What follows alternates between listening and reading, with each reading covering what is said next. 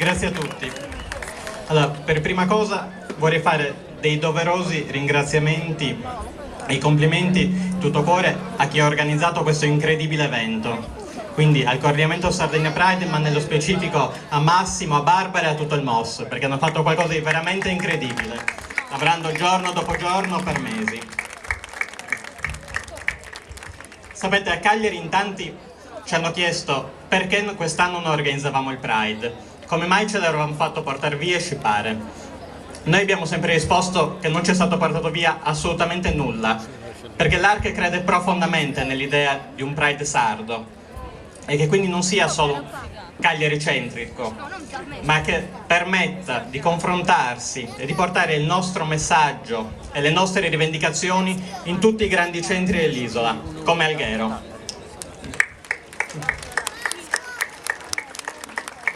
Parlavo di rivendicazioni, perché sì, il Pride non è solo una bella e colorata sfilata come è stata oggi, ma è soprattutto un momento politico. È il principale momento nel quale la comunità LGBT può fare le proprie rivendicazioni. E quindi oggi da tutta Italia si alza forte la richiesta di una legge contro l'omotransfobia, una vera legge, non quella porcata che è ferma in qualche cassetto al Senato. Poi il matrimonio ugualitario, non Pax, Dico o altri strani termini di 15 anni fa superati in tutta Europa, ma matrimonio, con pari diritti e pari doveri.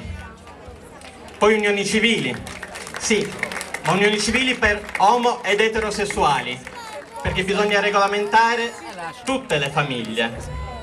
E infine adozioni, principalmente per tutelare i minori, perché nonostante molti non lo riconoscano, gli omosessuali hanno già dei figli, ce ne sono decine di migliaia, ed è importante che abbiano una tutela, perché loro hanno 2 madri o 2 padri, ma non per il nostro Stato. E questo crea un'incertezza e una preoccupazione che non è più accettabile.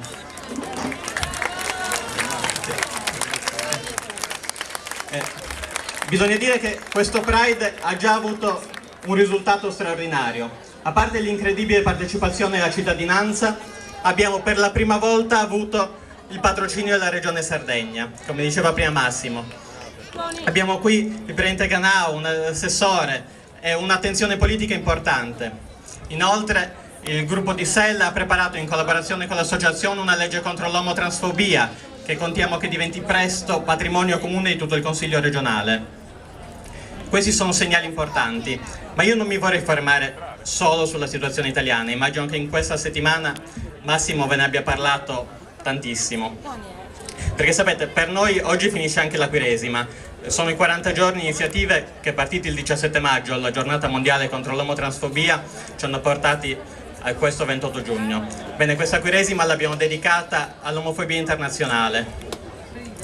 Perché mentre in tanti stati sembra che per la comunità LGBT si stia prospettando un rigoglioso avvenire, ogni giorno si legge di un qualche stato nord o sudamericano in cui si approva il matrimonio.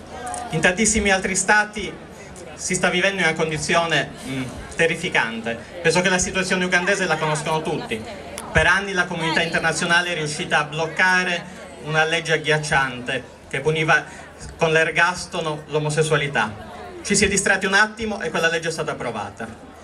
La condizione ugandese non è certo sola. In Gambia in questi giorni si sta parlando di una legge che punisca non gli atti omosessuali, ma addirittura l'omosessualità in quanto tale, punibile anche con la morte.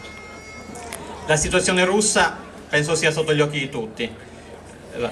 Si parte semplicemente con l'idea di fermare la propaganda gay, cosa che sentiamo purtroppo anche qui in Italia molto spesso.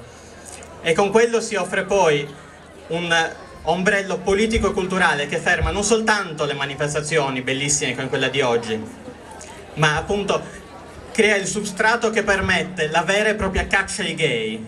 Si arriva ad adescare i gay e torturarli e mandare su internet le cose di fronte all'indifferenza totale, perché lo Stato lo accetta. Bene, nella Quaresima tutti i documentari, i convegni, i seminari mi hanno profondamente convinto di una cosa, che o i diritti vanno avanti per tutti, sino al pieno riconoscimento e alla piena parità, o si apre un pericoloso declino. Noi dobbiamo stare molto, molto attenti.